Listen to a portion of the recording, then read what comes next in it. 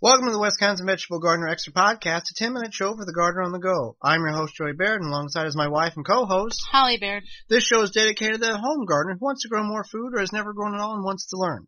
This program is brought to you in part by DollarSeed.com for your flowers, vegetables, and herbs. All organic seeds, all only $1 a pack. DollarSeed.com. WillowSpringsSoap.com for your handmade soaps through the cold kettle process while using traditional methods. WillowSpringsSoap.com. And also by Authentic Haven Brand Manure Tea, 100% natural and organic manure tea for your plants, vegetables, and herbs. ManureTea.com. Always free shipping. So there may be many reasons why your garden is not successful, and we've come up with 3 points that could be contributing factors to why your garden may not be the way you want it to be. First reason is lack of maintenance. Now there's a certain amount of maintenance you'll have to do in your garden, and it really bases on what type of garden you have. Is it an annual garden or a perennial garden? Let's say you strictly have a berry bushes, fruit trees. There's little to no maintenance really to those type of fruits and vegetables when you go that route. Now, if you have more of a traditional ground vegetable garden that that you plant annually,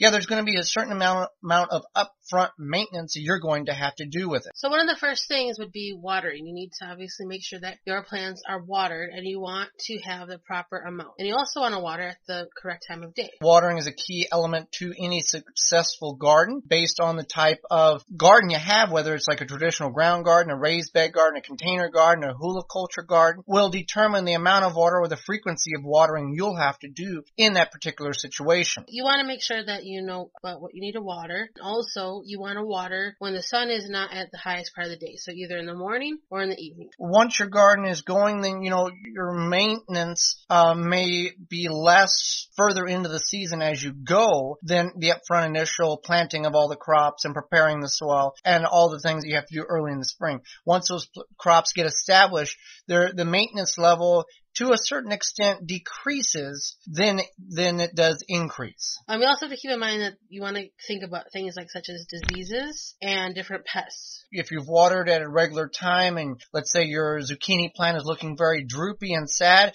you may have a pest infestation such as the vine board beetle that's got in there and is eating the inside of your zucchini plant and killing it.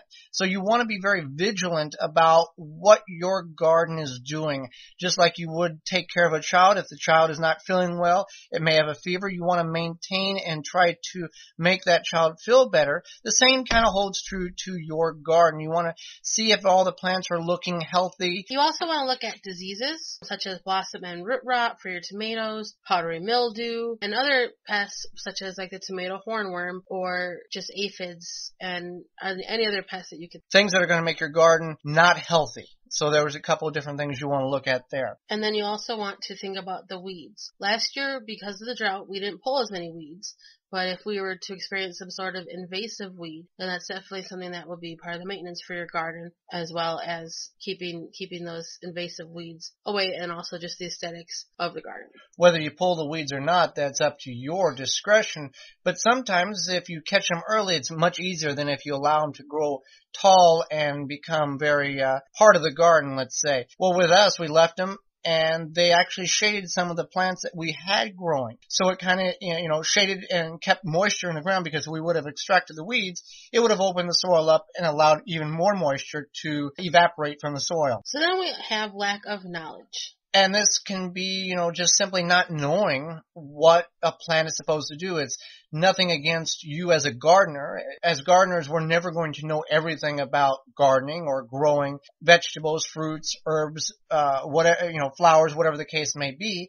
We've talked to many of we've talked to P. Allen Smith, we've talked to Joel Lampel, and even those individuals are still learning, and they've been in the industry for many, many years. So it's not an insult if you don't know everything about the plants that you're planting in your garden. Thanks to, social media and wonderful people who have websites, you can find some information, and that's what we're here to help with. Most importantly, you want to do your research, and then you want to look at your soil. Are you in a situation where maybe you should do a raised bed type of situation instead of planting directly in your soil, because maybe your soil is not good for planting? That's something to think about. Also, think about sunlight. Obviously, you can't necessarily control where your garden is going to go, but if you're putting the partial shade plants where the full sun plants need to go, maybe you need to switch that around. Now, if you don't know if the plants you are going to plant in the garden are a full sun or a partial shade plant, we have, social media available. There's a lot of YouTube videos available, and you can go to your favorite search engine and find that information.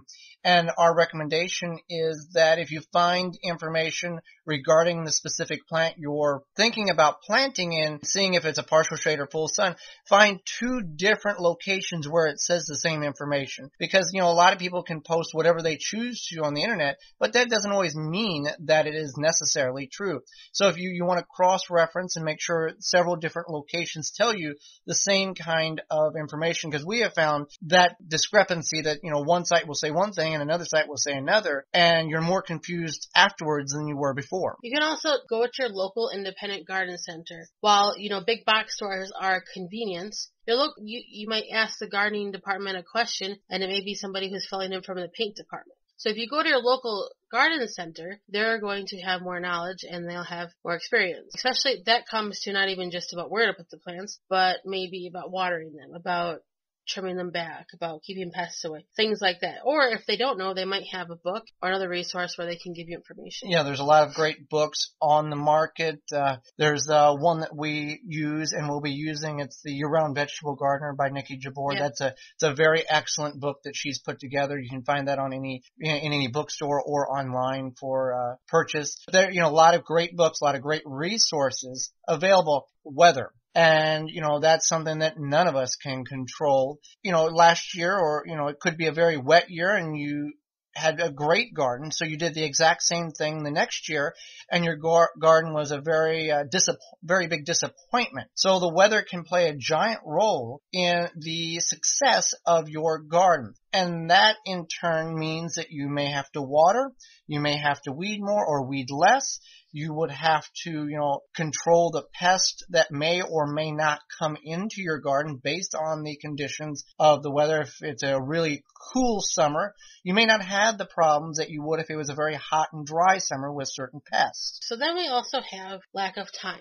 That seems to be the biggest contributor to the unsuccessfulness of a garden. Now, whenever you decide to put a garden in, whether this is 4 or 5 container pots on your back porch, or you've ripped up a large portion of the yard to make a garden, or raise beds, why are you doing it? If you're going to plant a garden, you need to set a certain amount of time for the garden. Why plant a garden if you're never going to look at it, work on it, maintain it, or, harvest from it? And one thing, once you really don't need that much time to maintain the garden once you get everything planted. And that's what people don't realize, is that you don't even need to spend that much time out there as you think you do. Obviously, if you've got, 4 container plants, that's going to be much less maintenance than if you have 1,800 square feet in the backyard in a traditional ground garden. But again, you have to set a certain amount of time apart to allow you to at least, examine the garden, to learn from the garden, and that way you're acquiring knowledge of, hey,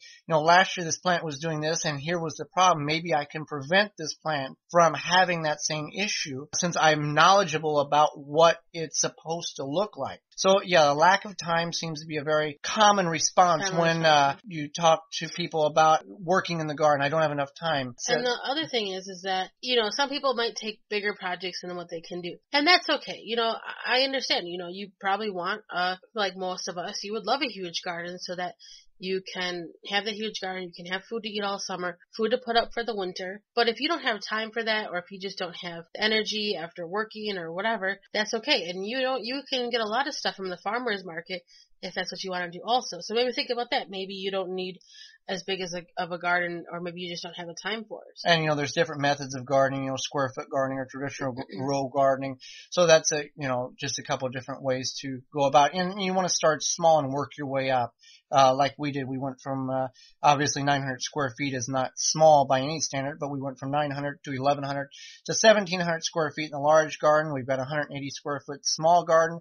And your sister is now is wanting to put a garden in her backyard, which I'm projecting to be about another 200 square foot as well. So you want to work your way up to know what you're able to manage. By, changing some of those points, this year could be a better year for you in the garden and you may not be as disappointed by the garden's results as you have been in years past. I'm Joey Baird. And I'm Holly Baird. And this has been the Wisconsin Vegetable Gardener Extra Podcast, a 10-minute show for the gardener on the go, and has been sponsored in part by DollarSeed.com, WillowSprings.com, and ManureTea.com. For more information, you can find us at our website at theWisconsinVegetableGardener.com.